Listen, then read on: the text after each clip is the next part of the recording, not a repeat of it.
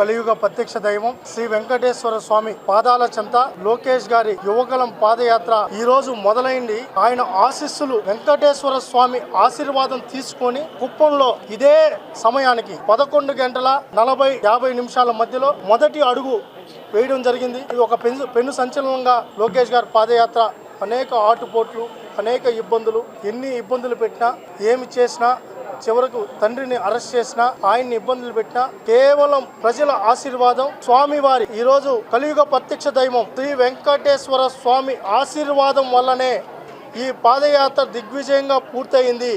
226 రోజులు 3123 కిలోమీటర్లు పాదయాత్ర దిగ్విజయంగా ముగిసింది. కావున ఆ రోజు మేము కూడా యువగలంలో టీం సభ్యులుగా ఉన్నాం.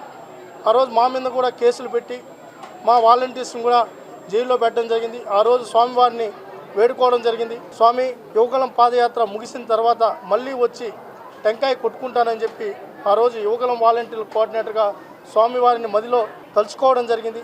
స్వామివారి ఆశీర్వాదంతోనే లోకేష్ గారి పాదయాత్ర ముగిసింది. ఈరోజు పాదయాత్రతోనే కూటమి అధికారంలోకి వచ్చింది. కాబట్టి ఇక్కడ కొండ మీద మళ్ళీ స్వామివారిని దండం పెట్టుకొని ఈ రాష్ట్రం సుభిక్షంగా ఉంది. చంద్రబాబు నాయుడు గారి పాలనలో, కూటమి పాలనలో ఈ రాష్ట్రం అభివృద్ధి వైపు నడుస్తుంది. దీనికి మీ ఆశీర్వాదమే కారణమని స్వామివారిని మళ్ళీ తలుచుకొని లోకేష్ గారి పాదయాత్ర ఒక ప్రపంచంగా మారడానికి కారణం కూడా స్వామివారి ఆశీర్వాదం అని చెప్పి తెలియజేసుకుంటూ ఈరోజు లోకేష్ గారికి కూడా స్వామివారి ఆశీర్వాదం మెండుగా ఉందని తెలియజేసుకుంటున్నాను. 226 టెంకాయలు, రోజుకో టెంకాయ లెక్కన 226 టెంకాయలు కొట్టడం జరిగింది.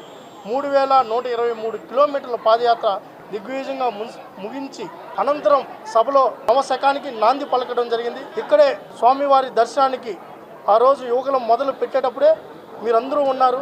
మీ సమక్షంలోనే స్వామివారి దర్శనం చేసుకొని పాదయాత్ర మొదలు పెట్టడం జరిగింది. కాబట్టి ఆయన ఆశీర్వాదం ఉంది కాబట్టే ఇంత దిగ్విజయంగా ముగిసిందని చెప్పి స్వామివారి దగ్గరికి వచ్చి మళ్ళీ టెంకాయలు కొట్టుకోవడం జరిగింది.